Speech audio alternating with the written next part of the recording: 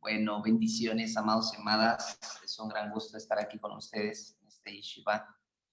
Y pues bueno, darle gracias al Eterno por los que están acudiendo a este llamado. Y bueno, es una bendición poder transmitir un poquito de esta parte que creo que a este tiempo es muy medular, muy importante poder conocer y entender. El tema, como lo vimos la vez pasada, está relacionado a las raíces hebreas. Y bueno, va a estar va a estar enfocado. Y bueno, no es porque aquí se te vaya ahorita a enseñar a hablar hebreo, o que se te diga cómo dice buenos días, o cómo leer en hebreo, sino vamos a entender un punto muy medular, muy profético, en relación a qué tiene que ver esto de las raíces hebreas. Y hoy es un tema, bueno, o sea, algunos puntos que vamos a ver el día de hoy están muy puntuales para este tiempo y pues lo que Dios sigue hablando. ¿Ok?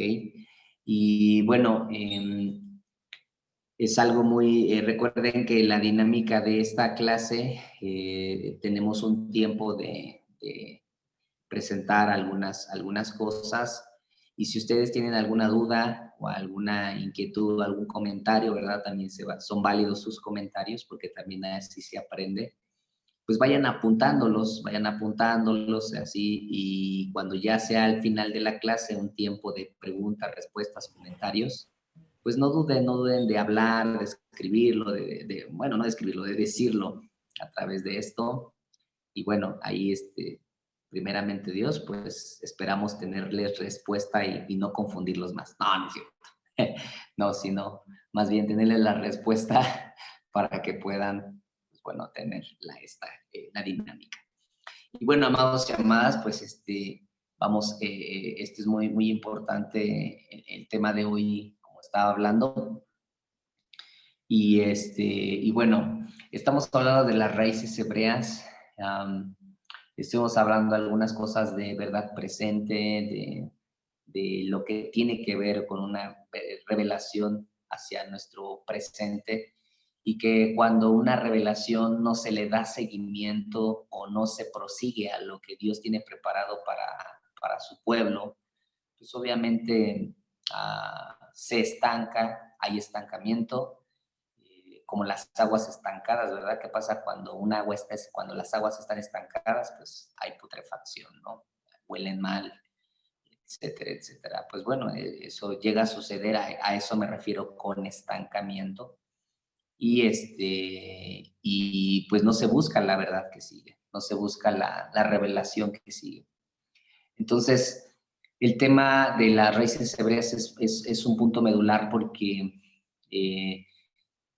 lamentablemente o lastimosamente ha habido mucha confusión en ciertos círculos del cuerpo de Yeshua, o lo que se le llama iglesia, ¿verdad? Y digo así, vuelvo a repetir términos como iglesia o cositas así para que lo ubiquen, pero obviamente, y hoy es un punto muy medular, que incluso pues va cambiando tu perspectiva, ¿no?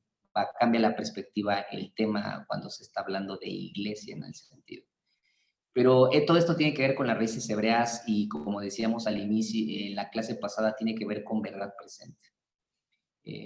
La revelación para el presente, y mencionábamos ahí varias cositas, ¿verdad? Que bueno, se están grabando todos estos temas y bueno, ahorita no he tenido la oportunidad de subirlos a YouTube, pero van a estar ahí en la página de YouTube, de mi página de YouTube de Daniel Acosta. Bueno, el punto es que entendamos lo que el Eterno está hablando para nuestro tiempo.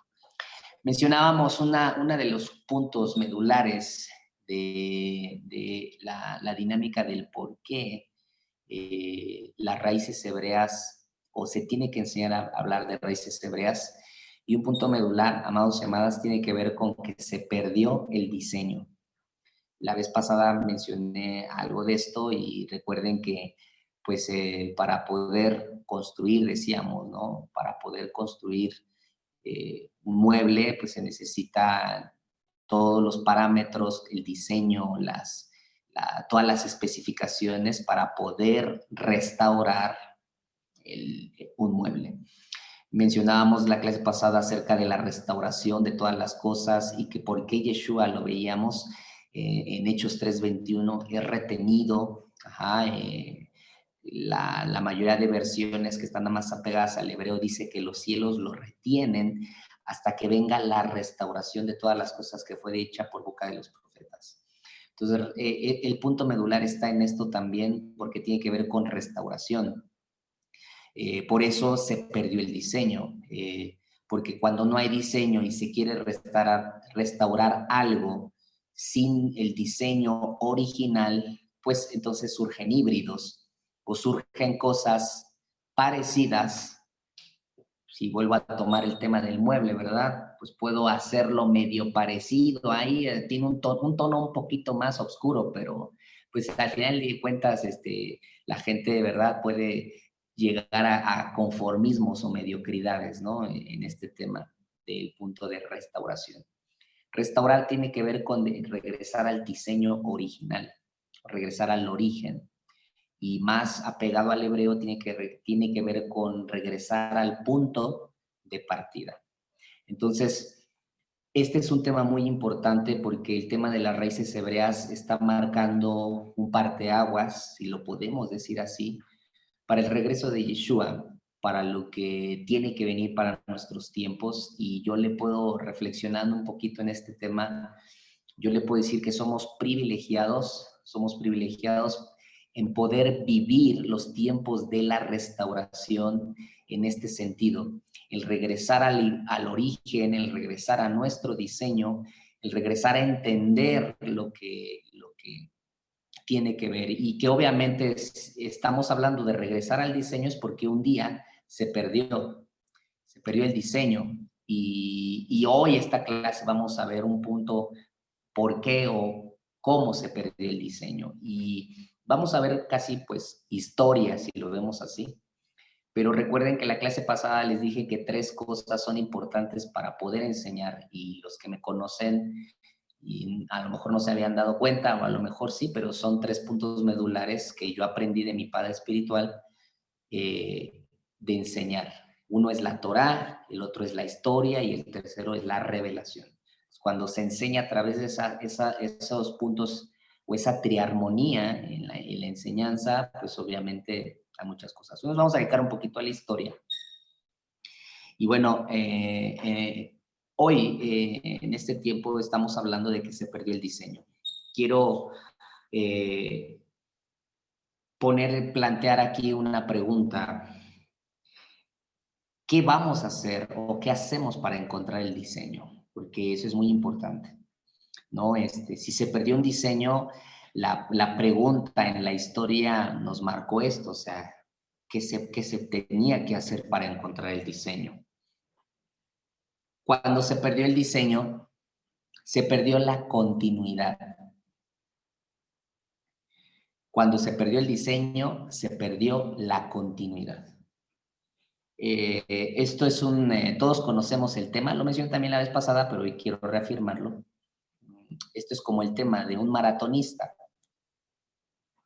¿Qué pasa cuando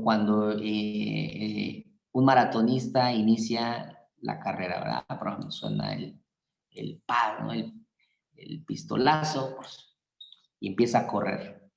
El maratonista empieza a tener un ritmo de marcha. Si conocen un poquitito aquí la clave de los maratones, pues no es qué tan rápido tú llegues, como una carrera de 100 metros, ¿no? Ahí en eso es el primero que llegue, ¿no? Más rápido. Pero en el maratón no. El maratón, como son carreras largas de muchísimos y miles de kilómetros, bueno, son muchos kilómetros, pues obviamente aquí tiene que ver con el ritmo de marcha. Bueno, haga de cuenta que esto es algo muy parecido. Es como el perder el diseño tiene que ver como cuando un maratonista perdió el ritmo de la marcha, ¿sí? ¿Qué pasa? ¿Qué pasa con un maratonista? Regresando a nuestra analogía un poquito ahí. Pues un maratonista pues planificó la carrera, ¿sí? Y obviamente para poder correrlo, ¿verdad? Pues planificó todo, todo desde su entrenamiento, pero hubo una planeación. ¿Ah? Y obviamente se necesita un ritmo de marcha y continuidad en ese ritmo, ¿sí? Porque no nada más es, ¿verdad? Involucra, digo, no soy maratonista, pero digo, hay ciertas cosas que son muy importantes, ¿no? Bueno, aquí, por ejemplo, Chucho que nos está viendo nos puede dar también una cátedra de ciclismo, ¿verdad? Él también ahí lo que él hacía, si se perdía el ritmo de la bicicleta o de la marcha, ¿verdad? Pues se pierde la fuerza, se pierde la velocidad. Entonces, tiene que haber un ritmo continuo. Ok. Esto es lo que sucedió proféticamente en la historia, ¿ok? Se perdió el ritmo y al perder el ritmo de marcha se perdió la continuidad de nuestra analogía que estamos teniendo con el maratonista, ¿ok? ¿Y qué pasa cuando se pierde el ritmo de la marcha o se pierde la continuidad? Pues obviamente no se va a llegar en el tiempo indicado, en el tiempo planificado. O sea, por eso los corredores hacen una planeación y tienen que ir a cierta velocidad, a cierto paso, pues para poder llegar en el tiempo específico. Es exactamente lo mismo lo que nosotros vimos y esto es nos empieza a dar las respuestas de por qué se perdió este contexto de todo esto de lo que estamos hablando de raíces hebreas. No se llega al tiempo propuesto y recordemos que pues, en un maratonista pues hay una meta, ¿no? Hay que llegar a un lugar y solo hay una sola meta, o sea, no hay varias metas, es un solo lugar a donde hay que llegar. Tomando este ejemplo, amados y amadas, nosotros lo que estamos viendo es que el pueblo de Dios, ¿sí? Fue establecido con un propósito para definirse dentro de ese ritmo de marcha. Si nosotros vemos la historia en la Torá, en la palabra de Dios, nosotros vemos que siempre hubo un propósito, desde que el Eterno le habla a Adán y le da un propósito, llena la tierra, sojuzga la señoría sobre ella, etcétera, etcétera, siempre hubo un propósito definido. Y nosotros vemos que empezó a haber un ritmo de marcha, hubo ciertas cosas, ¿verdad?, que sucedieron, divisiones, infinidad de cosas, pero había una continuidad, si nosotros lo vemos así. Entonces se definió ese ritmo de marcha. Y aquí hay que entrar un poquito a términos, ¿verdad?, que tiene que ver con el área profética. Lo profético, amados y amadas, define siempre el ritmo de la marcha. ¿Okay? La palabra, incluso la Torá, marca también el ritmo de la marcha. Cuando nosotros vemos, ¿verdad?, lo profético fue un punto fundamental que hizo que ese ritmo de marcha del propósito definido del Eterno, ¿verdad?, desde Adán, porque estamos hablando desde Adán hasta nuestros tiempos, que es lo que estamos viviendo, lo profético fue el parteaguas para impulsar a que ese ritmo de marcha, si estaba estancado, volviese a acelerarse o a llegar al proceso de continuidad. Entonces, todo lo que toca la palabra lo acelera. Cuando nosotros vemos la dinámica de la Torá, de la palabra, en cada momento histórico hasta nuestros días, siempre estuvo acelerando las cosas. Pero, ¿qué es lo que pasó? Viene Yeshua, digo, cuando viene, ahorita estoy pasando así cosas muy rápidas, pero ¿qué pasa cuando viene Yeshua? Se encuentra diferentes también grupos religiosos del mismo judaísmo, o sea, había celotes, había fariseos, había saduceos, había escribas, o sea, había diferentes posturas, unos creían en esto, otros en esto, pero había diferentes perspectivas de lo que era pues la dinámica. ¿Y qué es lo que sucede? Yeshua deja un legado, un gobierno apostólico, pero mueren todos los apóstoles, se deja de escuchar del ministerio quíntuple, lo que viene en Efesios 4, y entonces empieza a perderse muchas cosas, incluyendo profetas, evangelistas, pastores, maestros. Juan, como último apóstol, más o menos dicen que muere en el siglo 100, pero en el siglo 1, que es el año 100. Y bueno, lo interesante es de que nosotros a partir del siglo 1, 2 y 3 aproximadamente, que esto es 100, 200, 300 años después de que Yeshua vino, nosotros vemos un estancamiento muy abismal y empezó ese ritmo de marcha a truncarse. ¿Qué es lo que sucedió? Se bajó el ritmo. Se bajó el ritmo de marcha. ¿Y qué es lo que sucede? No nada más bajó el ritmo de marcha, amados y amadas, sino que la meta empezó a desviarse. O sea, se desenfocó la meta de este asunto, o era una meta equivocada, y en un sentido profético se perdió el trazo. Entonces, cuando nosotros vemos, y bueno, es lo que voy a decir algunas cositas ahorita, del siglo I, II, III, pero hay que verlo ahorita como una dimensión profética. ¿Qué es lo que sucedió? Se perdió el ritmo de marcha. ¿Qué es lo que sucedió? Se perdió el trazo de la palabra. Recordemos que la palabra acelera, al tocar la palabra las cosas, en el sentido profético, acelera las cosas. Entonces, se perdió el ritmo de marcha, se perdió el trazo. Y obviamente, ¿verdad? Dios lo volvió a traer nuevamente a su pueblo, ¿sí? Que es lo que estamos viviendo, y en reenfocarse con la meta del principio. Ajá. Y obviamente esto tiene que ver en un transitar de marcar el diseño. Por eso el tema de las raíces hebreas, amados y amadas, tiene que ver con esto, tiene que ver con el transitar y con el diseño que se marcó. Esto es la idea global de lo que tiene que ver con restauración, ¿sí? Volver, regresar al diseño, ¿sí? Al punto de partida. Y nuestro punto de partida no está en el libro de Hechos, porque muchas veces miramos hacia atrás, pero recordemos que el Eterno siempre mira a lo que ya fue restaurado hacia adelante. Por tal motivo, amados y amadas, nuestro punto de partida no está atrás, sino está adelante. Esto tiene que ver que estamos avanzando para alcanzar lo que hay hacia adelante. Por eso el tema de las raíces hebreas es un punto de restauración, pero no hacia atrás. O sea, parece algo ilógico, porque digo, si yo voy a restaurar algo, entonces tengo que regresar a ver cómo era algo en el pasado para poder ver, para poder restaurar el presente. Pero en lo profético así no es, porque el Eterno ya tiene un plan diseñado a futuro y es ahí donde nosotros vamos a llegar.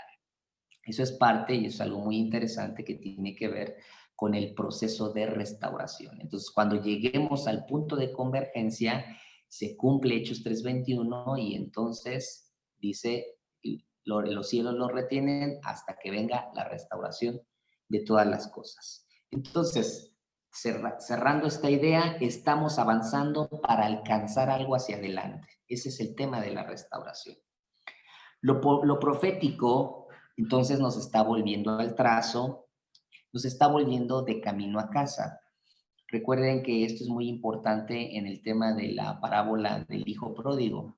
El hijo pródigo lo que hizo fue regresar a la casa de su padre, regresar a volver a ver a su hermano. Y los buenos conocedores del ámbito profético en esta área del hijo pródigo va más allá, ¿verdad? A una parábola de arrepentimiento que incluye la Teshuvah, pero va más allá de eso. Y recuerden que tiene que ver con la restauración de las dos casas. El hijo pródigo es la casa de Efraín, el hijo que se quedó en la casa del padre es la casa de Judá, y obviamente el hijo pródigo está regresando a la casa de su padre, y bueno, ustedes saben el resto de la parábola, ¿verdad? El padre le da anillo, le da capa, hace fiesta, etcétera, etcétera. Pero este es el ámbito que nosotros estamos viendo en el área profética, un camino a casa. Esto, el tema de las raíces hebreas, tiene que ver con un transitar profético que estamos viviendo que nos lleva camino a casa. Ahora, si queremos recuperar el diseño o alcanzarlo, pues obviamente tenemos que ir al origen, o sea, volver a nuestras raíces. Y es un tema muy interesante porque ¿cuándo se perdieron las raíces? ¿No? Que esa fue la primera pregunta que planteamos al inicio. ¿Cómo se perdieron las raíces? Y bueno, vamos a ver algunas cosas, no todas el día de hoy, pero vamos a ver que hay un detractor del diseño. O sea, este detractor, ¿sí? No hablando de personaje específicamente, sino un sistema, una dinámica que hubo, que fue lo que hizo que el diseño, ¿sí? Se retrasara, se tergiversara el diseño y entonces pues, se llegara a cambiar, como en nuestro tema del corredor, cambiar a la meta. Entonces, esto tiene que ver con distorsión. Se distorsionó el diseño, ¿sí? En un sentido tiene que ver con sacar de las raíces, ¿sí? Esta distorsión tiene que ver con sacar las raíces de su esencia, o incluso, ¿verdad? En esto los detractores del diseño, hay actores, ¿verdad? En esta obra hay actores de distorsión y vamos a mencionar algunos actores de distorsión. Pero esto es lo importante. Recordando, amados y amadas, que en este proceso profético que estamos teniendo, estamos viviendo un proceso de restauración o de reparación. En el hebreo a esto se le conoce como tikkun. Tikkun tiene que ver con reparación. Entonces, cuando nosotros estamos hablando de que lo profético nos está volviendo al trazo, nos está volviendo a nuestras raíces, tiene que ver con un tikkun que el Eterno de reparación está haciendo. Ahora, hablando un poquitito y tomando el tema, ¿verdad?, de los detractores del diseño, aquí entra en nuestra escena, ¿verdad? Así como que primer acto, segundo acto, ¿verdad? Aunque esto no va a ser un chiste, pero curiosamente, ¿verdad? Lo que nosotros vamos a ver es de que la estrategia del enemigo tiene que ver con la teología, vamos. Y aquí vamos a ver algo muy interesante. Fíjense que en el tema de los primer siglo, segundo, tercer siglo, hubo algo muy medular que ya venía años atrás permeando muy fuerte y era el pensamiento heleno y el pensamiento romano. El helenismo tiene que ver con lo griego, con la ideología griega, y la ideología griega tiene que ver con humanismo, con el razonamiento. Por eso hasta hoy en día en las universidades se enseñan los postulados de Platón, de Sócrates, Ireneo y bueno, un montón de filósofos, ¿sí? Hasta hay novelas, ¿no? Que se hicieron. El punto es de que el pensamiento griego ha sido de grande influencia hasta hoy en día y eso lo vemos en los círculos de enseñanza de las universidades. Pero también el pensamiento romano. Entonces, todo esto dio lugar, el pensamiento heleno y el pensamiento romano, hubo un híbrido o se unieron, ¿sí? Esto no lo dice historia. Recuerden que el día de hoy pues, vamos a ver un poquito de historia, pero tiene que ver con esto. Esto dio lugar al cristianismo romano. Realmente el cristianismo romano, sus bases están basadas, valga la redundancia, sus bases son el helenismo, o sea, lo griego, la ideología griega, con lo romano. Y entonces esto vino a traer una distorsión, ¿sí? Hay algo muy interesante que es en la teología, bueno, pues en la historia de la que le llaman la iglesia, hay una época, más o menos esto es por la época del año 200, por ahí así, donde se le conoce como la época de la patrística o de los padres de la iglesia, donde se dice que ahí empezaron a surgir las escuelas griegas, ¿sí? Las escuelas griegas empezaron a surgir diferentes formas de pensamiento, ¿verdad? De enseñanza. Recuerden que esto tiene que ver con el cristianismo. Y entonces, obviamente, los padres de la iglesia, que así les llaman, empezaron a ser permeados o influenciados grandemente por el pensamiento heleno y romano. Pero esto, ¿qué es lo que originó? De hecho, si ustedes googlean los concilios de Nicea, Concilio de Licia, me parece que ese es otro, pero la idea es de que se crearon concilios donde lo que hicieron fue desjudaizar o sacar a Yeshua de su contexto, o sea, sacar a lo que hoy conocemos como la iglesia de su contexto judío, ¿sí? Hoy no lo vamos a ver, pero ese es también lo que vemos es de que hubo manipulación de los textos bíblicos. O sea, no nada más por eso hay que ver diferentes versiones, sino que hay ciertas versiones o ciertas Biblias que hoy en día pues son como que las intocables, ¿verdad? En, en el círculo del cristianismo, pero muchos pasajes, algunos pasajes que vienen ahí, digo, no muchos, pero algunos pasajes, se sacaron del contexto, porque obviamente fue más bajo la idea del helenismo griego. Entonces, hubo manipulación de los textos bíblicos, desjudaización, distorsión, decíamos, ¿verdad?, de los detractores del diseño, y otro punto muy importante, el antisemitismo. ¿Qué es antisemitismo? Bueno, tiene que ver con, viene de Sem, o sea, de la semilla de Sem, ajá, y obviamente, pues el pueblo de Israel viene de Sem. Recuerden que Sem, Cam y Jafet eran los hijos de Noé, entonces por eso de Jafet viene todo se le conoce como que viene todos los nórdicos, todos los güeros de ojos azules y todos los blancos. De Cam o Ham, que esa es la versión, la palabra en hebreo de Ham o Cam, hijo de Noé, viene toda la raíz, los negritos, todos los oscuritos, los que están, la raza negra, y de Sem, pues viene todo lo que tiene que ver con Medio Oriente, incluyendo el pueblo judío, el pueblo árabe, etcétera, etcétera, ¿no? Pero obviamente al hablar de antisemitismo, esta palabra ha sido muy, bueno, en la época de la matanza de millones de judíos con Hitler, pues bueno, esto fue una de las palabras más usuales o de la fuerza más tremenda que tiene que ver en contra de todo lo que es judío. Entonces, hoy, cuando vemos, ¿verdad?, todo aquello que está en contra de lo judío, la raíz es el antisemitismo, ¿no? Y el antisemitismo, como les mencionaba, ha sido un parteaguas para que personas como Hitler o personas como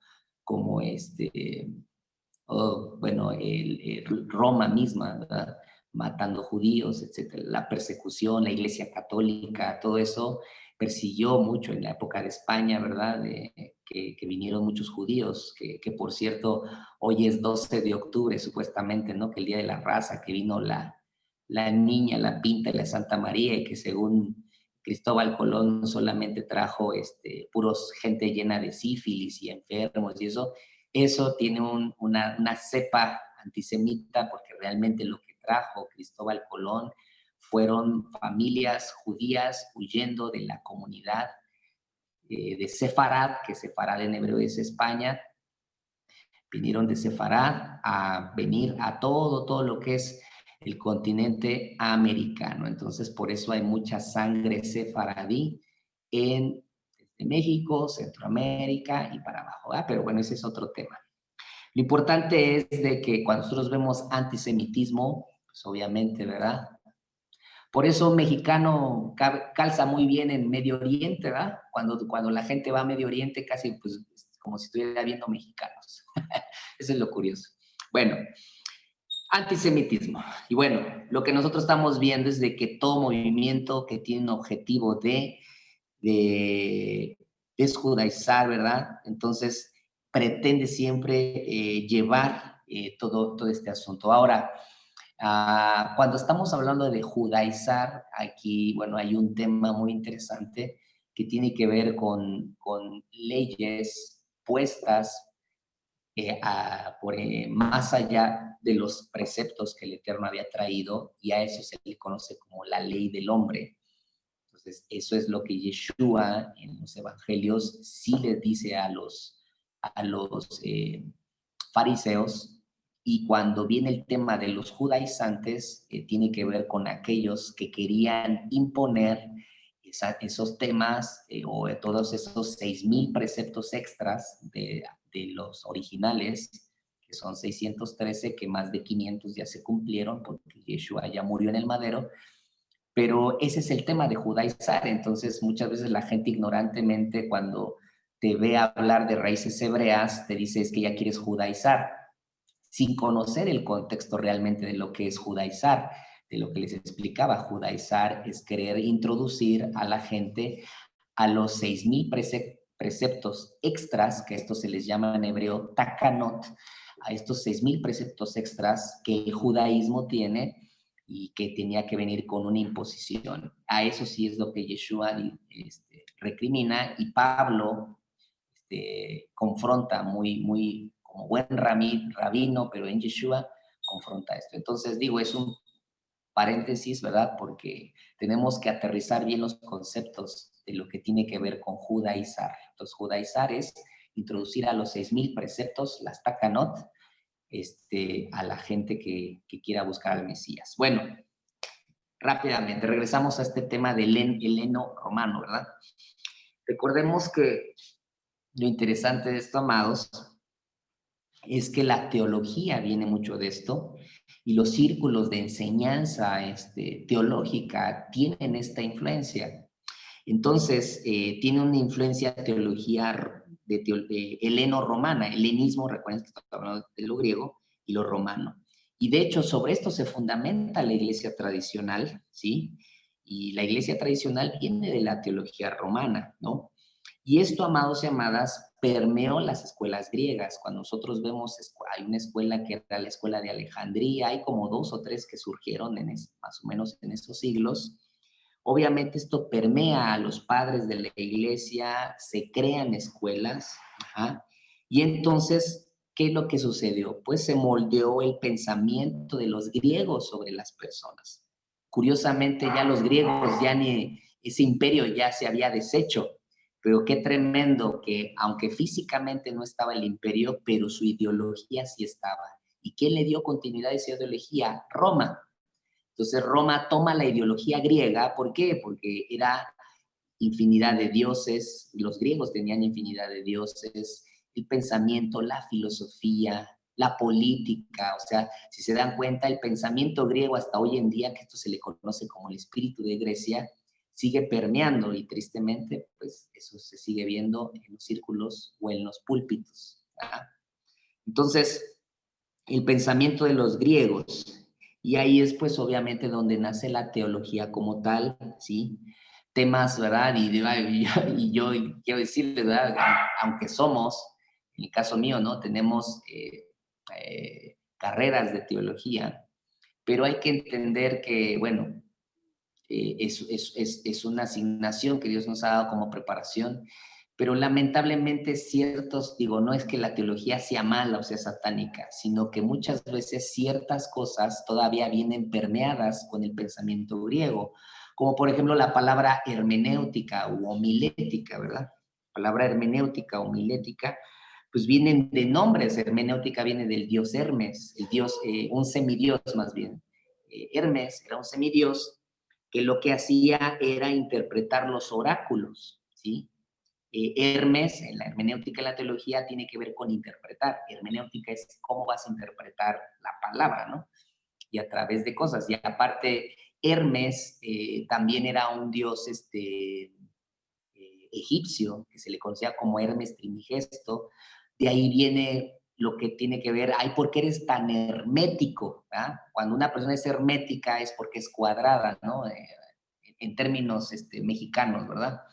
Ay, ¿por qué eres tan hermético? ¿Por qué eres tan cuadrado? Los concilios, el concilio de Nicea y los concilios que hicieron cambios eran sumamente herméticos. Entonces, de ahí viene hermenéutica. La hermenéutica es una rama, una materia que se enseña en la teología para cómo tú vas a interpretar la Biblia.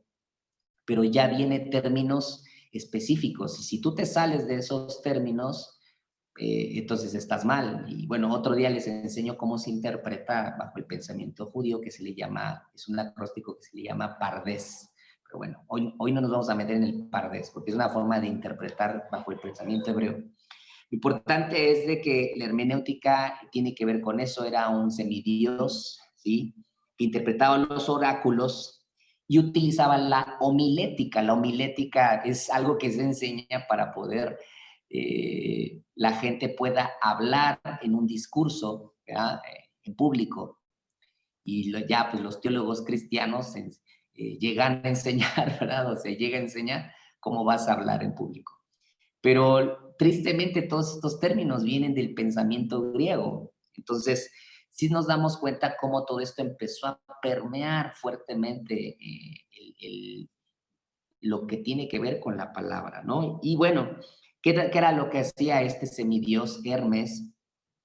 Bueno, él interpretaba los oráculos y utilizaba la homilética, o sea, la oratoria, para convocar a la eclesía, para convocar a la eclesía. Sí, amados y amadas, el término iglesia, que en griego es eclesia, es un término griego porque iglesia o eclesia se le conoce como asamblea temporal. Entonces, Hermes utilizaba la homilética para interpretar los oráculos y convocar a la asamblea, o sea, a la eclesia, o en términos muy al español, para convocar a la iglesia. Por eso, amados y amadas, cuando digo, a veces digo, y ustedes me han escuchado cuando decimos, pues sí, para que se entienda el término iglesia, pero realmente ya ustedes saben ahí de dónde viene el término iglesia, ¿verdad? Viene de eclesia, de una asamblea, y liga la convocatoria del dios o el semidios Hermes. Este pensamiento, amados y amadas, influye sobre Roma. Esta esencia permeó, como les decía, en los padres de la iglesia, que se les llama así, es una época donde ya no había apóstoles, ya no había profetas, ya no había pastores ni maestros, ya no había el ministerio quíntuple, sino se les empezó a llamar los padres de la iglesia.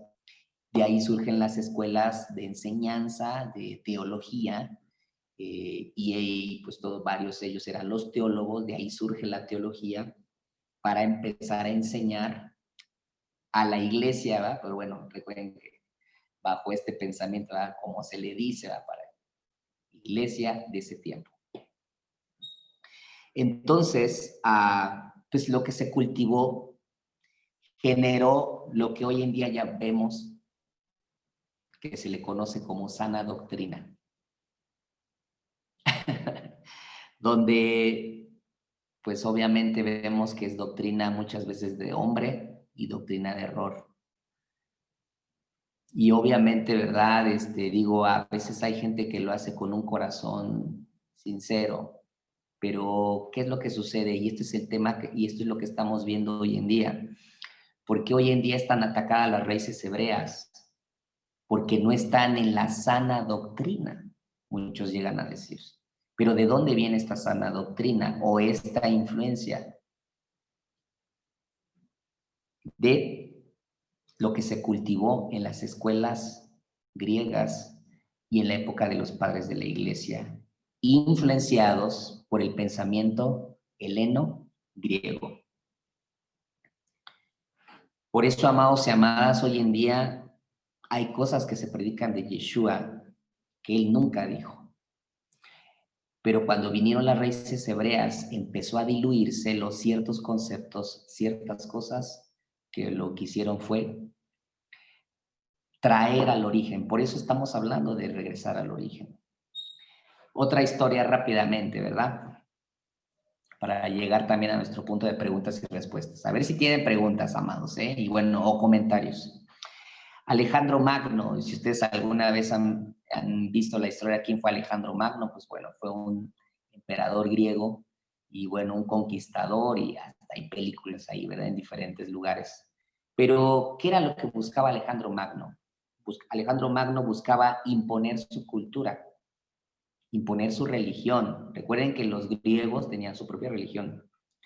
Y obviamente, ¿cuál era el pensamiento de Alejandro Magno? Imponer todo esto a todo el mundo.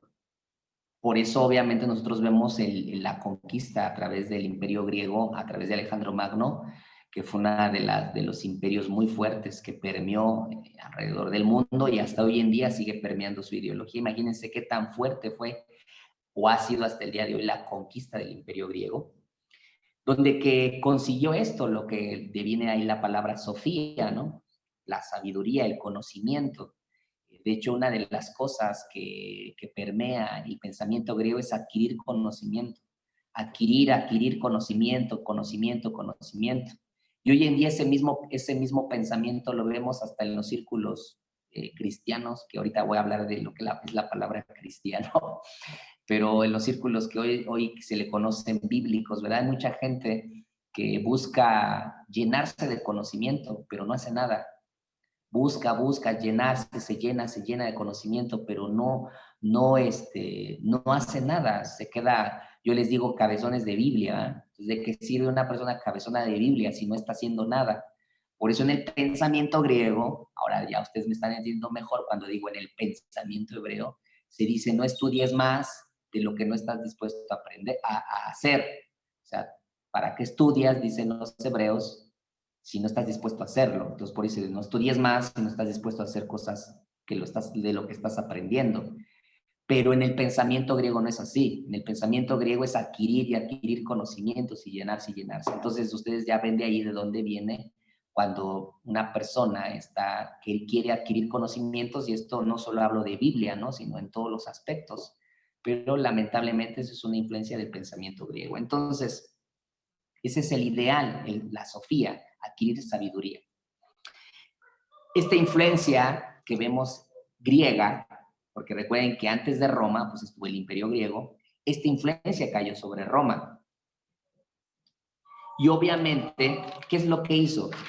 Pues separar a los creyentes en Yeshua, ¿sí? De sus raíces. Y sí, amados y amadas, formar una nueva religión, el cristianismo. Formar una nueva religión, el cristianismo. El cristianismo y con toque romano. Conquistar al pueblo, imponer todo su sistema de pensamiento, conquistar a través de un pensamiento político, educacional, en todos los ámbitos. Alejandro Magno pensaba que al hacer esto se conquistaba el mundo entero. O sea, ¿cuál es el pensamiento de Alejandro Magno? Si tú influencias sobre la política, sobre la educación, sobre el pensamiento, sobre la ideología, entonces tú has conquistado todo el mundo. Y eso es lo que vemos hoy en día. Esto es lo que se le conoce como el espíritu de Grecia. Conquistando, ¿por qué? Porque se conquistaba la mente. Y cuando conquistas la mente, conquistas el pensamiento. Por eso toda la cultura viene de una ideología, viene de un pensamiento. Entonces, lo que vemos de todo estos resultados es el haber sido influenciado un pensamiento griego, un pensamiento en la mente. Crear un solo mundo, esa era otra de las posturas de Alejandro Magno, crear un solo mundo unificado bajo el pensamiento heleno. Esa era su finalidad, crear un solo mundo. Y obviamente como era un imperio, ¿verdad? Recordemos que un imperio es muy diferente a un reino. Un imperio es algo impositivo. Un imperio subyuga, anula la cultura que se está subyugando, ¿sí? Por eso Yeshua no tiene un imperio. Satanás tiene un imperio y Yeshua tiene un reino, porque son dos cosas muy diferentes, ¿sí? El imperio se logra a través de subyugar, de anular, de derribar la cultura anterior, y eso es lo que ha querido lograr el enemigo. Por eso no tenemos una religión ni somos cristianos, sino lo único que tenemos es la cultura del reino, ¿verdad? Entonces ahí ya, por eso varias frases que ustedes nos han escuchado decir van, o sea, no las decimos por un emocionalismo, no las decimos porque suena bonito la palabra cultura del reino, no, es porque tiene una base sólida.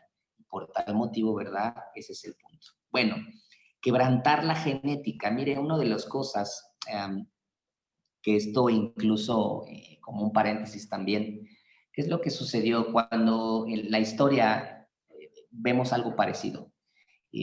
Cuando el rey Salomón, ya saben, la época de gloria, pero también esa misma época de gloria fue una época, la época de decadencia para Israel. Su hijo, Roboam, toma y provoca la división y 10 tribus se van, que esto se le conoce como la casa de Efraín, y no por ser la tribu de Efraín, sino porque como Efraín era la tribu más grande, entonces a estas 10 tribus que se esparcieron se les llamó la vara o la casa de Efraín. Y 2 tribus se quedan, que es Judá y Benjamín. Y por eso ahí nosotros seguimos viendo cómo la Torá o la palabra sigue mencionando ciertas cosas. Pero ¿qué pasó con la casa de Efraín? Si nosotros estudiamos los registros, el imperio asirio, ahora ya ustedes han entendido lo que es un imperio, el imperio asirio hizo una de las cosas muy tremendas, mezcló a sus mujeres o obligó y generó una mezcla donde los judíos se mezclaran con las mujeres asirias. ¿Y qué es lo que hizo? Se les lesionó la identidad, que se quebrantó la genética. Y eso es lo que nosotros vemos proféticamente también lo que sucedió. Cuando empieza a permear el pensamiento heleno o griego, o sea, a lo que estábamos refiriendo, ¿verdad? Se quebrantó la identidad.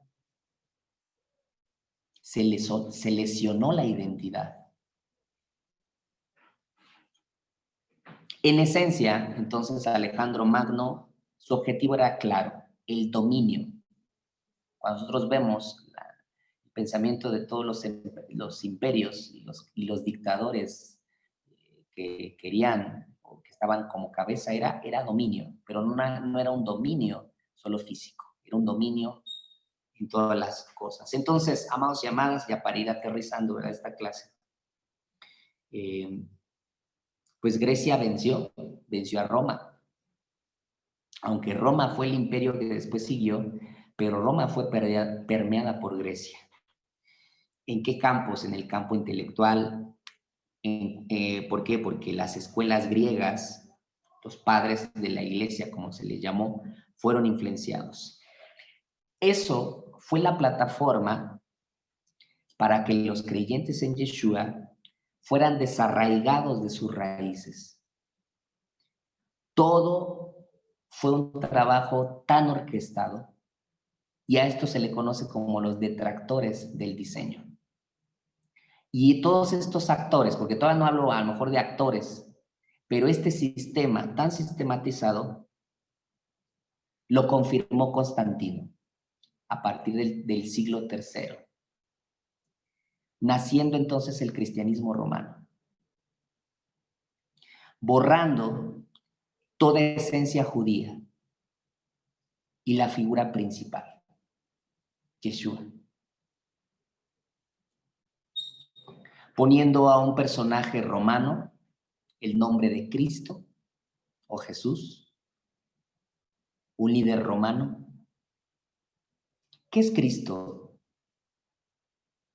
Viene de ungido, pero ustedes sabían que esa palabra es griega y que era el título a muchas personas en griego, a muchas personas líderes o a dioses. La palabra Cristo era una palabra griega que no surge en el cristianismo de Constantino, sino una palabra que se le decía también a dioses. Hay mucha gente que tergiversa el tema. El libro de Hechos dice que hubo una congregación, una Keilah, en Antioquía, y dice la palabra que a estos primeros les llamaron cristianos. Y hoy en día la gente se pavonea porque les dicen cristianos. Hoy en la mañana estaba viendo un padre católico que defendía y decía, es que nosotros somos los verdaderos cristianos. Los demás, y empezó a mencionar algunos de la época de la Reforma, dice, estos nos quitaron el nombre, hasta el mismo pueblo católico lo tiene. Pero la palabra cristiano, ¿y por qué dice la Biblia en el libro de Hechos que a los de Antioquía les llamaron primeramente cristianos? Y algunos de ustedes lo saben. Pero la palabra cristiano tiene que ver con pequeño ungido. Y era una ofensa para decir, mira, el Cristo que tú sigues, recuerden que Cristo es un líder, o era la palabra que se le daba a un Dios. El Cristo que tú tienes es pequeñito. Y entonces realmente la palabra cristiano no es un tema de orgullo, sino era una ofensa para el Mesías o a los creyentes en Yeshua. Entonces, por eso nosotros no somos cristianos. Sacar a la comunidad de creyentes, ese era el propósito, la esencia. Quitar, desligar a los creyentes de Yeshua. Pero aquí viene otra cosa. Se toma el nombre de iglesia y pueblo de Dios. En esta época, en todo esto, empezó a haber una separación, Israel e iglesia, que hasta hoy en día seguimos viendo, pero viene de ahí. De ahí viene el tema de separación de iglesia y pueblo de Dios. ¿Y esto qué generó, amados? Un divorcio, una lesión a nuestras raíces, una lesión a nuestra identidad. ¿Qué pasó con nuestro corredor? Se metió a otra pista. La religión y la religiosidad entonces tomó ahí su lugar. Otra cosa, y les estoy hablando de historia, amados, pero otra cosa que se dio ahí en ese tiempo es el dualismo gnóstico. ¿Qué es el dualismo gnóstico? El dualismo gnóstico era un movimiento intelectual en ese tiempo, pero que influyó mucho sobre los creyentes. Pero recuerden, se les había volado la identidad, desjudaizaron a Yeshua o quitaron el nombre de Yeshua poniéndole Cristo o Jesús y cambiando la identidad, etcétera, etcétera. ¿Qué es el dualismo? Bueno, en esa época lo que se empezó a pensar es en dos dioses, el Dios del Antiguo Testamento y el Dios del Nuevo Testamento.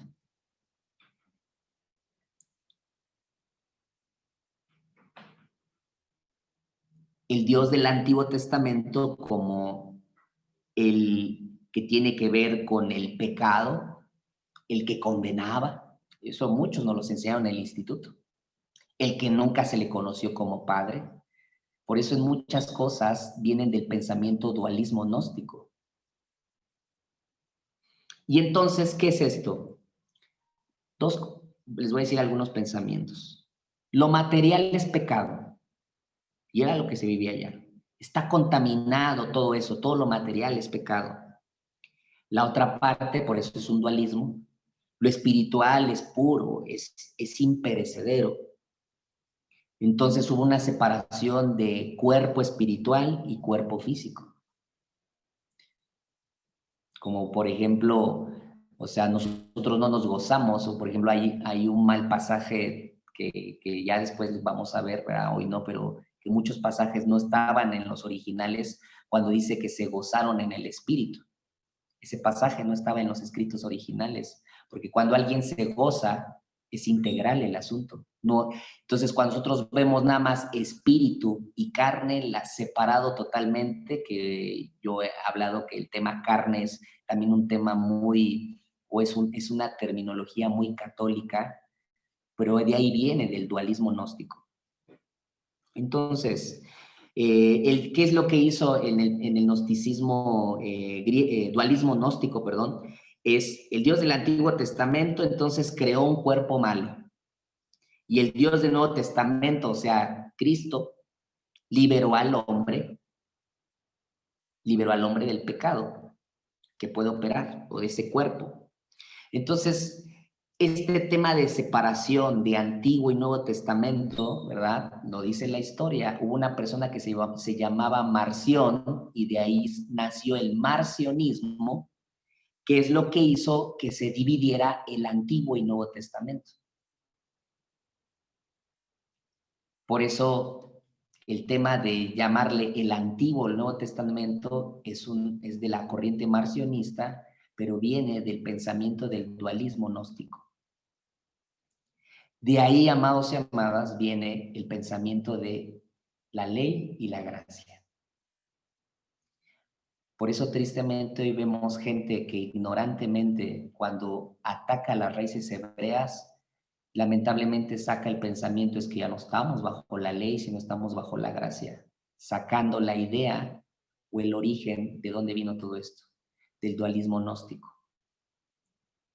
Y es una influencia de pensamiento. Dígame, ¿no? Si no fue tan fuerte hasta hoy en día y en los que les llaman gente que busca a Dios, estar atacando las raíces hebreas, pero tristemente influenciados por la escuela griega, por el espíritu de Grecia. Esto también tiene que ver con el dispensacionalismo. En las escuelas griegas se enseñó las 7 dispensaciones, donde hubo una separación de la época de la ley, de la época de la gracia, y entonces se tergiversaron muchos pasajes, donde muchos llegan a decir que todo está bajo la ley, pero que ya no está vigente. Y cuando nosotros vemos este tipo de pensamiento, simplemente tú debes darte cuenta que la escuela griega está de por medio. Bueno, hasta aquí le voy a dejar. Así es de que, amados y amadas, vamos a ver quiénes están aquí. Alex, Jesús, José, bueno, todos, Pastor Ismael, Irving, muy bien. Bueno, entonces pueden abrir sus micrófonos, ahora sí. Y pues bueno, para que haya algunas preguntas por ahí. Preguntas. ¿Quién tiene preguntas?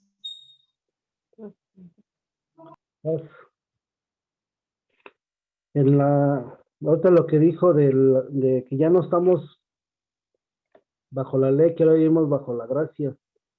Esto no quiere decir que ya no cumplamos la ley que el Señor dejó, ¿no? Más como comentario, o sea, sí, vivimos ahora bajo la gracia, pero aún la ley tenemos que cumplirla. Así es correcto, Marc. O sea, cuando nosotros vemos una separación, que lo que decíamos del dualismo gnóstico, nosotros vemos que cuando la gente toma el tema de las raíces hebreas, vuelve a separar este tema y entonces empieza a decir, ya no estamos bajo esa ley, sino ahora estamos bajo la gracia. Lamentablemente viene el tema de las dispensaciones, que es una separación una vez más de la época de la Biblia, cuando nos damos cuenta que es un solo pacto que viene desde el inicio y que Yeshua viene a darle cumplimiento a ese pacto. Entonces se tergiversa el tema. Lo que nosotros estamos encontrando, que fue lo que empecé a decir los detractores de todo esto. Como dice el apóstol, hubo aquí una mano que meció la cuna, ¿no? Entonces, lamentablemente, es cierto, o sea, y ahora recordemos que, bueno, cuando hablamos de ley, la palabra es Torah, y que tiene que ver con instrucción. Entonces, ahí también hubo una mano que meció la cuna al mal traducir la palabra Torah, y entonces la palabra ley viene del griego nomos, que son sí leyes, pero puestas por el hombre. Entonces, nosotros no tenemos un nomos, por eso no tenemos una ley, lo que tenemos es Torah. Tenemos una instrucción que sí trae códigos de gobierno que nos rigen y que obviamente esos códigos Yeshua vino a cumplirlos, incluso él dijo, yo vine a darles cumplimiento y por eso lo que decíamos, pues la mayoría de los preceptos pues se cumplieron en la muerte de Yeshua, porque la mayoría de los preceptos estaba basado en sacrificios, pero la Torah sigue estando vigente, tiene vigencia, y porque es eterna, o sea, no podemos, recuerden que yo les decía, la Torah no es de esta tierra, Y si no es de esta tierra, pues no caduca. Todo lo que está en esta tierra caduca, porque así fue puesto, el cuerpo humano, las plantas, etcétera. Pero aquello que es eterno y aquello que es fuera de la tierra no va a caducar. La Torah no caduca. Entonces, por eso es muy interesante entender. Y aparte, pues, darnos cuenta que el tema, que cuando la gente, aparte, con un espíritu antisemita, ¿verdad?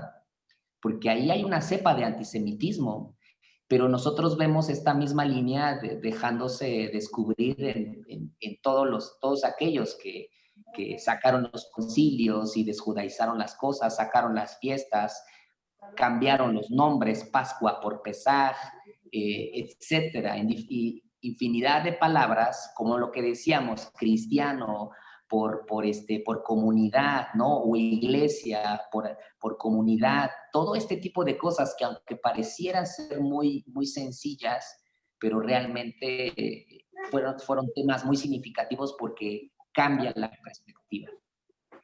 Así es. Así es, muchas gracias. ¿Quién más quiere dar un comentario por aquí o alguna pregunta?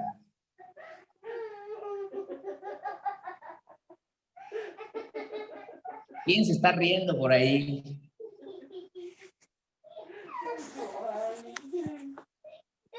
Okay.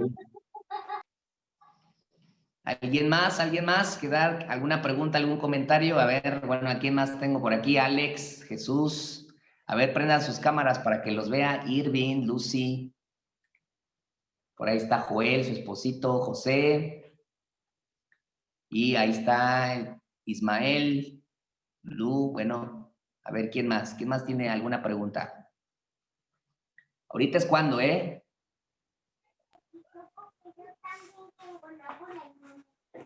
Chucho, te veo que quieres preguntar algo. No pasa nada, está bien. Ok. Sí, pastor. ¿Sí? Sí, bueno, yo todo lo que ha ahorita hablado, hasta este punto me queda claro muchas cosas. Pero yo creo que la siguiente clase vamos a tratar esos, yo creo, más profundos de lo que es lo de la ley, ¿no? Yo creo que es el tema o el gran debate, lo que dicen, cuando escuchan raíces hebreas, pues van a empezar a decir luego, pues es que ya no estamos bajo la ley, sino bajo la gracia. Entonces, yo creo que empezar a profundizar un poco más sobre esto, porque sí, eso yo creo que es el gran debate, ¿no? De que la ley y que la gracia y qué es la diferencia y por qué esto no y por qué esto sí, ¿no? Entonces, yo creo que sería un poquito más tiempo para poder profundizar en esto, ¿no? Claro que sí, Memo. Sí, de hecho, indiscutiblemente es algo que vamos a tener que mencionar, aunque yo les adelanto algo. Si ustedes ahí son facebookeros, ¿va? Recuerden que estuve subiendo 2 posts, de hecho fue de una clase que estuve teniendo aquí con algunos con anterioridad, donde les puede ayudar mucho. Uno de ellos se llama el Pacto Eterno de Redención y los 12 aspectos del pacto. De hecho, quedaría a lo mejor como tarea para que pudiesen tener más esto. Lo vamos a comentar, pero sería bueno que tomaran esos videos. Están en la página de Facebook o en mi perfil de Facebook. Uno dice Pacto de Redención. Ese ya lo posteé, creo que ya tiene un ratito, creo que como hace 2 semanas o semana y media. Y el otro que se llama 12 aspectos del pacto, que es la clase 2, o sea, son 2 clases donde, de hecho, o sea, lo vamos a retomar aquí, pero sería muy bueno que los vieran para que tuviesen ya el panorama hacia dónde vamos, porque lo tenemos que tomar y indiscutiblemente, como tú lo dices, Memo, sí tenemos que tomar este punto. Ya lo mencioné ahorita en relación a lo que tiene que ver con el tema de las dispensaciones, pero ¿por qué no son las dispensaciones realmente? Y bueno, ahorita una de las cosas que estamos viendo es porque es la mentalidad o la escuela griega, ¿no? El pensamiento heleno-romano que permeó las escuelas de teología y por eso las dispensaciones vienen de las escuelas teológicas, ¿no? Sí, de alguna manera yo entiendo de lo lo que dice de las dispensaciones, porque bueno, igualmente ahí en el instituto lo vimos, las dispensaciones, ¿no? Pero no sé si Así es. los demás compañeros, hermanos, sepan de las dispensaciones. Sí, claro. Sí, no importa. Para algunos a lo mejor es un tema probablemente nuevo, pero digo, al final de cuentas lo vamos a retomar. Aunque vayan viendo esos videos, les va a ayudar muchísimo para aclarar el panorama, pero las dispensaciones fueron 7 divisiones que hicieron en este pensamiento dual del Antiguo y Nuevo Testamento, donde terminaron mencionando que las últimas 2 dispensaciones es la de la gracia y la última que será la del reino. Pero Sí, las ajá. escuelas griegas dividieron el Antiguo y el Nuevo Testamento en 7 dispensaciones o 7, ¿cómo se le llama? 7 tiempos, 7 sectores de tiempos. El problema aquí que nosotros vemos en el tema, digo, a lo mejor se enseñó con un corazón. Yo fui maestro de dispensaciones. No sé si a ti te vi en dispensaciones. Yo fui el maestro de la materia de dispensaciones. Entonces, el problema aquí es de que a lo mejor con un buen corazón se pudo haber enseñado, pero cuando ya empezamos a ver de dónde es el origen y qué es lo que impulsó a que las escuelas griegas o los teólogos de ese tiempo se pararan y no se dieran cuenta que es un solo pensamiento o un solo pacto. Entonces, esa es la clave de estos videos, ¿no? Que yo les animo a que los vean esta semana para que los comentemos. ¿Qué les parece? Los comentemos la próxima clase y ya sepan por qué se habla de un solo pacto. Muy bien. Sí, Chucho, dime. Aquí en segunda de Timoteo 1:9, Paz, Sí. habla de la gracia, que es eterna, siempre ha sido la gracia. Así es. Dice, pues Dios nos salvó y nos llamó para vivir una vida santa. No lo hizo porque lo mereciéramos, sino porque ese era su plan desde antes del comienzo del tiempo, para mostrarnos su gracia por medio de Cristo Jesús. Así es, así es. La nueva de hecho, traducción viviente. Así es, gracias, Chucho. De hecho, ese es el pasaje del punto medular, donde se derriba el argumento de la dispensación, donde los teólogos griegos pusieron que la gracia solo es en la época de Jesucristo o de Yeshua, y cuando el mismo Timoteo nos dice que la gracia estaba desde el inicio, entonces desde ahí ya se cae el fundamento griego, pero bien bonito. Y gracias, Chucho, por esa aportación. Exactamente ese es el pasaje que fundamenta todo esto, que la gracia está desde el tiempo, desde antes de la fundación del mundo, dicen otras versiones. Entonces, la gracia no es una dispensación, la gracia, incluso lo describo ahí en ese video, la gracia es el eterno, Él es gracia, Él es gracia. Entonces, Él depositó de su gracia. Y como está desde el inicio, entonces esta gracia ha venido. Y ahí es donde se derriba pues el argumento de que ya no estamos bajo la ley, sino bajo la gracia. ¿Okay? Que se tergiversó. De hecho, o sea, digo, estos son temas muy interesantes porque vamos identificando, de hecho, este fue el propósito de la clase del día de hoy, identificar los detractores, identificar a los actores, identificar, como dice Papá Soto, la mano que mece la cuna, ¿no? O sea, lamentablemente esto es identificar, y esto es historia, realmente no estamos viendo ahorita versículos bíblicos o la misma historia, y ustedes lo están corroborando el día de hoy, la misma historia te enseña muchas cosas, por eso es uno de los pilares para la enseñanza. Muy bien. ¿Quién más? ¿Alguien quiere hacer? Sí, Isma. Adelante, Pastor Isma. Buenas noches a todos, bendiciones, un gusto saludarlos, aunque sea por este medio, y pues gracias, Pastor, como siempre, por las enseñanzas y el tiempo. Por ahí tenemos pendiente muchas cosas. Claro. Pues claramente estamos viendo, y creo que ya lo había aportado alguna vez con usted en otra clase, y lo aporto con los hermanos. Pues es muy difícil, exactamente por la enseñanza que ya tuvimos durante un tiempo, se lo expresaba, y que ahora hay que ir contracorriente, ¿no? Y en contracorriente con la misma situación que nosotros tuvimos en conocimiento con respecto a eso, ¿no? Ahorita mencionó una clase de dispensaciones, y ahí hay varias que también traen situación dualista. Pero sí es muy difícil y bueno, a apoyar y comentarle a los hermanos esa parte, ¿no? Que nos toca ir contracorriente aún con nosotros mismos, ¿verdad? Del conocimiento adquirido y que ahora tenemos que tomar realmente el conocimiento que Dios realmente trae para nosotros. Y cuando hablan de, ciertamente también de cuando se hacer la prácticamente judíos, me queda mucho la iglesia de Gozo y Paz. Ciertamente ellos están judaizando, porque yo he escuchado 2 veces o 3 veces al pastor, tiene buenas enseñanzas, pero habla actualmente de la circuncisión.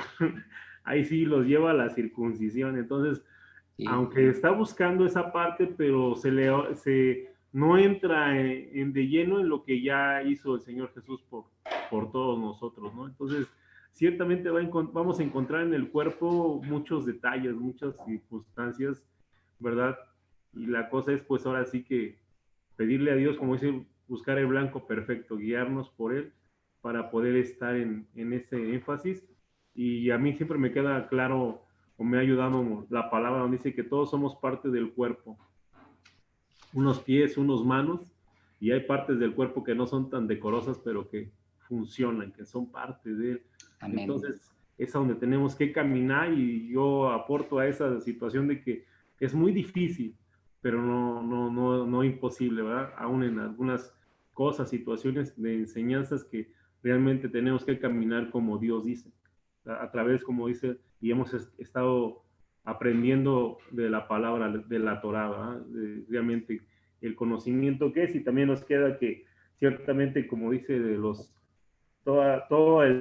que transcribesaron los griegos, ¿verdad? Y que ahora con el dualismo podemos entender, entonces ahora sí que ciertamente son los lobos vestidos de ovejas, ¿no? Sí. Haciendo ciertamente parte de las cosas de Dios, pero que hay un trasfondo que es desviar realmente, ¿verdad? A los que buscan de Dios, desviarlos a través de cosas que realmente, pues, Él no dejó establecidas, ya son, ahora sí que diseños de hombre. Pues, amén. Esa era mi...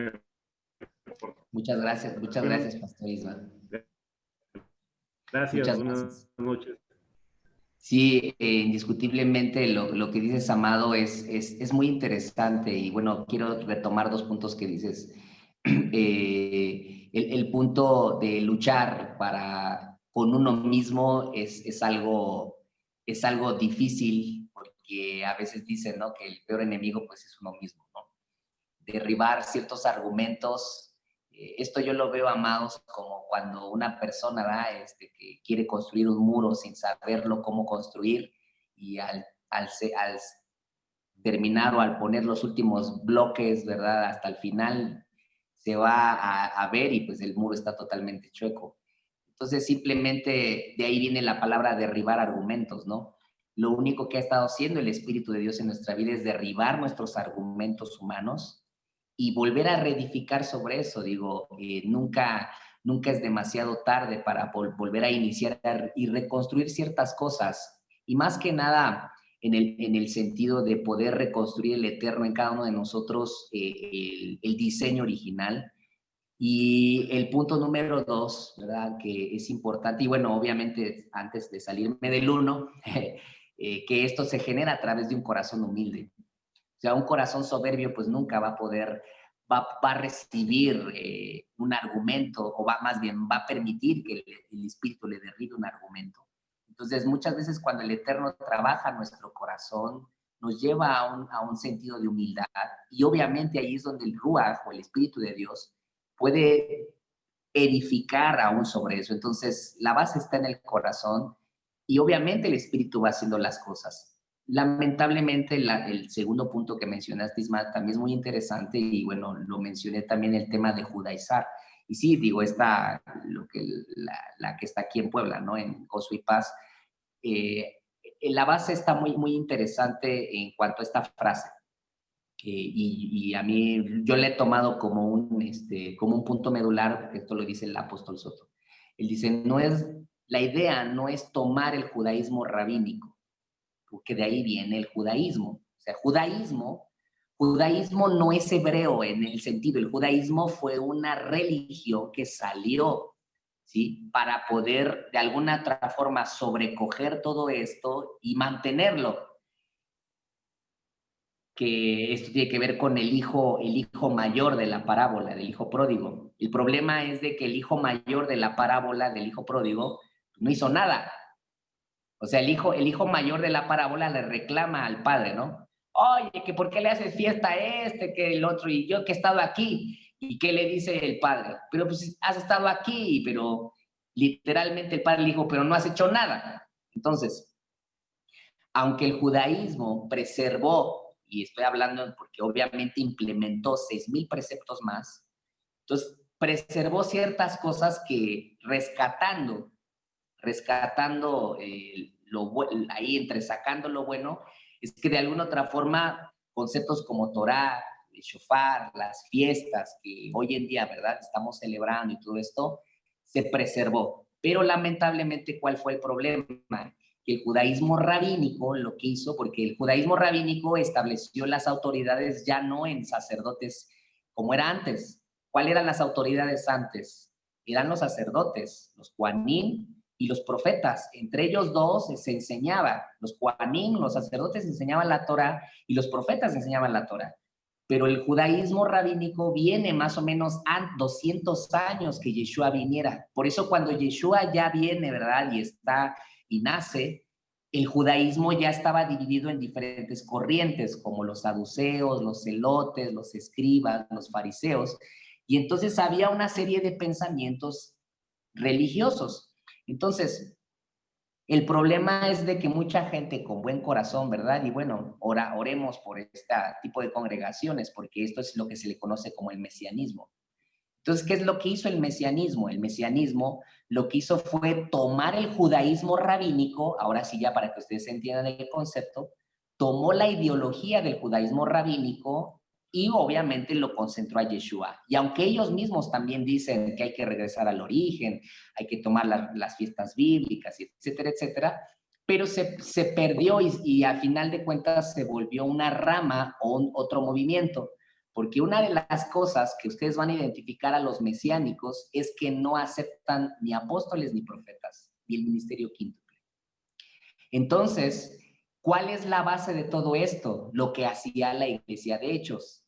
Dice que prevalecían en la enseñanza de los apóstoles. Y obviamente había profetas, porque en el libro de Hechos sigue hablando de profetas. Entonces, este asunto se sopesa cuando hay una perspectiva apostólica, profética, magisterial, pastoral, o sea, cuando como el Eterno tuvo que volver a restaurar el oficio quíntuple, entonces por eso vino la enseñanza de las raíces hebreas. Si se dan cuenta, el Padre ha sido tan grande, tan grande, tan grande, que antes de que hubiese un despertar en las raíces hebreas, primero tuvo que hubo un despertar en el oficio de apóstol y en el oficio de los profetas. Al igual que todo, también fue criticado mucho, y cuando se le llamó, el apóstol Soto nos dijo, cuando inició por el 98, que empezó a hablarse de una reforma apostólica, pues mucha gente empezó a levantarse. Fueron tan criticados, pero el apóstol dijo, yo pienso que la reforma apostólica se estancó cuando ya no le quiso dar la pauta a las raíces hebreas. Entonces, la reforma apostólica se estancó cuando siguió, o sea, ahora son apóstoles y profetas, pero siguen atacando y siguen atacando las raíces hebreas. Entonces, ahí nosotros vemos el estancamiento, que no se le pudo dar el cumplimiento realmente a una reforma apostólica. Entonces, lo que nosotros debemos de entender, y todo esto es historia, ¿verdad?, aunque esto ya no está escrito, pero obviamente esto es lo que estamos viendo porque estamos hablando de época del 98, 99, 2000, ¿no? Desde los 80s el oficio profético ya se estaba restaurando. Para eso es un libro muy bueno bueno, luego les paso los libros, ¿no? Ahí los tengo en PDF. Los pueden leer, donde habla de la reforma de los apóstoles y todo para estos tiempos. El punto aquí es de que ese es el problema del mesianismo. O sea, cuando se cae en el mesianismo es porque se adoptó el judaísmo rabínico y no aceptan el oficio como tal del Shaliach, que es el apóstol, y de los Neví o Nabim, que son los profetas. Entonces, si no está esto como un punto medular, Shaliach y Nabim o apóstoles y profetas, entonces se puede caer en el mesianismo, porque obviamente pues ahí se necesita. Recuerden que esto es como un rompecabezas que el Eterno hizo. El Eterno empezó a traer un rompecabezas en medio de todo esto para que obviamente, y recuerden, esto ya estaba. O sea, el problema es de que esto ya estaba, así Yeshua dejó su Keilah, amados. Ese es el punto. Por eso obviamente cuando Yeshua dejó así a la comunidad de creyentes, pues obviamente, ¿verdad?, vino una mano y vino a deshacer todo esto. Entonces, realmente lo que estamos viviendo hoy en día es parte de lo que el Eterno ya había dejado, pero que ahora lo volvemos a ver y que da pauta, como decía, a lo siguiente, o sea, Yeshua, el regreso de Yeshua. Entonces, el pensamiento es, no es traer el judaísmo rabínico, pero sí traer el judaísmo de Yeshua, o la raíz hebrea de Yeshua. Porque Yeshua era judío, y recuerden que judío viene de Judá y Benjamín. Entonces la única casa que prevaleció fue la tribu de Judá y Benjamín. Esa es la vara de Judá, o a lo que se conoce hoy como judío. Por eso no podemos relacionar judío con hebreo específicamente. Judío es de la vara de Judá, o de la casa de la tribu de Judá y Benjamín. Y eso es lo único que preservó, o proféticamente, es el hijo, el hermano del hijo pródigo que se quedó. ¿Y quién es la vara de Efraín? Bueno, es las 10 tribus que se dispersaron, lo que hablábamos, ¿verdad?, lo que ha estado sucediendo, y que ahora la vara de Efraín, o Efraín, está regresando a casa. Entonces, proféticamente, la parábola del hijo pródigo se le está dando cumplimiento, ¿no?, para poder. ¿Y qué hizo el padre del hijo pródigo? Le dio capa, le dio anillo y le dio sandalias. Son elementos muy simbólicos para poder establecerse una vez más en ese pacto. Lo introdujo una vez más al pacto el Eterno. Nos introdujo. Por eso nosotros somos llamados casa de Efraín. Y ese es el punto importante, ¿verdad? Y proféticamente, por eso Efraín ha regresado a la casa del Padre. Judá respinga, ¿por qué? Pero bueno, suele suceder, ¿no? Pero ese es muy importante tomar esos puntos. Muy bien, gracias Isma. ¿Quién más por acá? A ver, nos quiere decir algo, algún comentario. ¿Quién puede alzar su manita? A ver, que los vea. Muy bien, sirven, gracias. Acerca de la distorsión del nombre. Bueno, no sé. De Yod Heh Vav Hei. Claro. Que lo escriben con la W y pues. Sí. ¿Quieres que mencione algo de eso? Ajá, ya ve que de ahí distorsionan el nombre por Jehová, Yahweh. Sí. Y luego Así me preguntan mucho acerca de eso. Muy bien. Cuando el Yod Hei Vav Hei, que es la YHV, y hay que aclarar, no es W, porque ahí fue como los americanos pues, trataron de ponerle la palabra Yahvé o Yahweh, ¿no?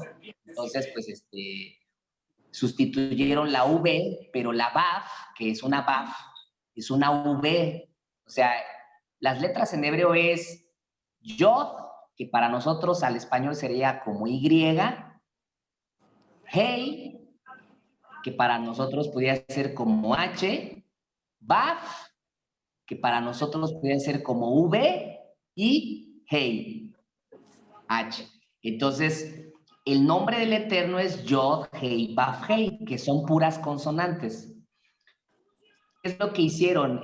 Ahí está, bueno, las consonantes ahí como lo está poniendo Irving, pero cuando ponen la W, ya hubo ahí un toquecito de pensamiento de los americanos, porque para ellos no hay V. Entonces ellos pusieron W, o en ciertas traducciones de Biblias americanas no aparece la V, sino aparece W. Y entonces lo que sucede es de que empezaron a ponerle, bueno, antes de que surgiera esto, bueno, el apóstol nos ha enseñado que incluso no es el nombre de Yahvé tampoco, sino que obviamente lo que pusieron es de que empezaron a ponerle letras para quererle darle una pronunciación cuando quisieron traducir a diferentes idiomas. Entonces, cuando le ponen letras, aparte, bueno, Reina Valera se fue peor porque en lugar de Y le puso J, ¿no? Y entonces pusieron la palabra Jehová, ¿no? Y obviamente, ¿verdad? Se tergiversó el nombre. Los americanos, bueno, y después últimamente, bueno, se empezó a decir, no, que es Yahvé o Yahweh, ¿no? Y entonces cambió las letras. Hay una enseñanza muy buena de un, ¿cómo se llama? A ver si les puedo mandar el post. Es de una persona que habla muy bien de esta, es muy conocedor de este tema. Y él mencionaba que en los primeros escritos, porque las letras del hebreo son como unos puntitos o unas rayitas. Entonces, en muchos pasajes de la Torá aparecen ya también esos puntitos y que la mayoría si se pudiese traducir al español, él llegó a la conclusión que es la palabra Jehová. Jehová. Esa pudiese ser la palabra más apegada. Pero de repente yo he estado viendo bueno, también me estaba alimentando y de repente veo, y me he dado cuenta que rabinos también pueden pronunciar el nombre del Eterno, pero también pueden decir Yehoví, Yahvé, así, o sea, va cambiando las letras. Pero el punto medular, o sea, como la columna vertebral es Yod, Hei, Baf, Hei. YHBH. Entonces, por eso se dice el Eterno, Hashem, Adonai, porque pues no le puedes, si no tiene letras, pues ¿cómo vas a decir YHBH, no? Entonces, por eso dicen Yod, Hei, Baf, Hei, que son las consonantes en hebreo, o se menciona el Eterno. Aquí el punto es de que aún al nombre, pues ha sido, se va, regresando al origen, ¿no? Y que obviamente, ¿verdad? De hecho, incluso para un rabino, aún decir Jehová o decir algún otro nombre en hebreo, para él es muy, o sea, esto es un poquito ya más cultural, porque a veces la gente pues, lo puede pronunciar, ¿no? Pero realmente es tan sagrado que por eso ellos mejor no pronuncian su nombre, pero sí tiene una pronunciación, que era la pronunciación que hacía el sumo sacerdote en la fiesta de Yom Kippur. Él mencionaba el nombre del Eterno. Entonces, el nombre del Eterno sí se menciona. Y simplemente, ¿verdad? Es entender que es un nombre que activa, obviamente ahorita es muy, muy tremendo la Yod Hei Baf Hei, porque son códigos que son cosas muy, muy, muy tremendas a un sentido profético, que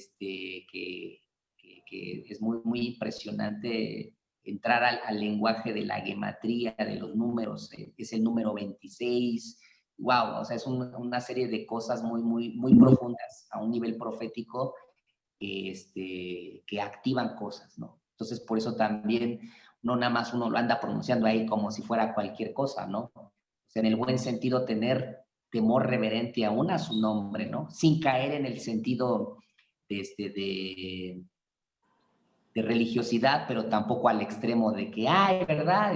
Con todo el respeto que aquí hay Jesús, ¿no? Pero, ay, Chuchito, Chuchito me concedió esto, ay, pídele a Chuchito. No, o sea, tampoco, ¿no? Es un asunto.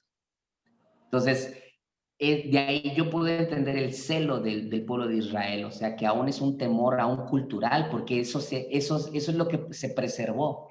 Entonces, eso nos tiene que enseñar también nosotros un temor reverente a Dios como Padre, y porque es nuestro Padre, ¿no?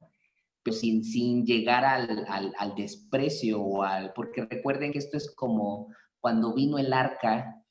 ¿Qué es lo que pasó? Recuerden que hubo una ocasión que hubo un arca que se tropezó y una persona que se llamaba Usa la detuvo y muere Usa. Muchos dicen que Usa veía el arca como un mueble normal. ¿Por qué? Porque cuando llegó el arca que venía de los filisteos, que es una historia, ¿verdad? Que venían de los filisteos, donde cayó el Dagón y todos los tumores, todo eso, llegó la carreta con las vaquitas a la casa de Usa. Y Usa la veía como un mueble normal. Entonces, cuando el arca tropezó, que David la recoge el arca, ¿verdad? Aparte de ponerla otra vez sobre una carreta, que era un diseño filisteo, el arca se iba a caer y Usa la detuvo y muere.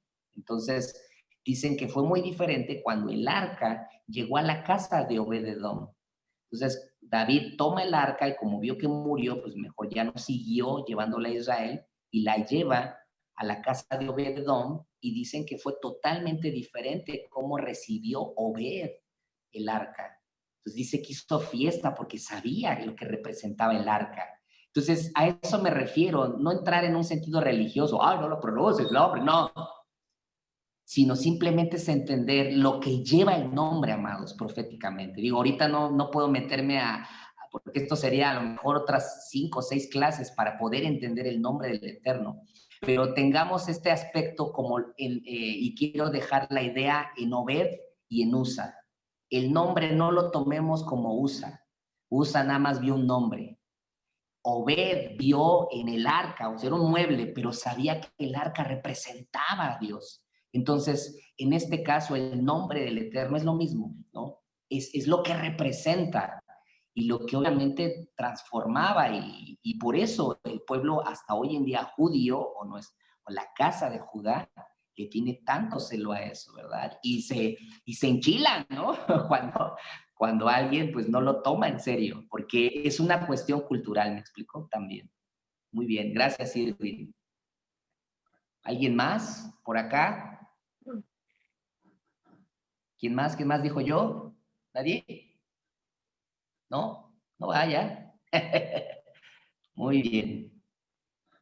Bueno, pues mis amados, pues se pone bueno, ¿verdad? Esto de las preguntas, porque uno sigue aprendiendo y eso es bueno, y comentarios que hacen, es muy, muy interesante. Pues amados, pues para mí es un placer estar aquí con ustedes y poder pues impartir estas semillas que yo creo que están siendo de fundamento para cada uno de nosotros, nos van ubicando y obviamente son los fundamentos para que entendamos hacia dónde vamos, qué estamos haciendo, por qué hacemos lo que hacemos, o hablamos como hablamos, o decimos lo que decimos, porque no lo hacemos como ignorantes, amados, ni como un grupo emocionalista, que nos emocionamos con las raíces hebreas. No, todo tiene un fundamento, por eso lo apostólico y profético aquí está de por medio, y magisterial, que también es un punto medular. Así de que, pues bueno, les amo grandemente, ¿verdad? Y esperando que el Padre siga operando en sus vidas. Y bueno, si hay más preguntitas, pues ya después ahí las anotan. Pero de cualquier forma, pues aquí seguiremos pendientes en medio de todo esto.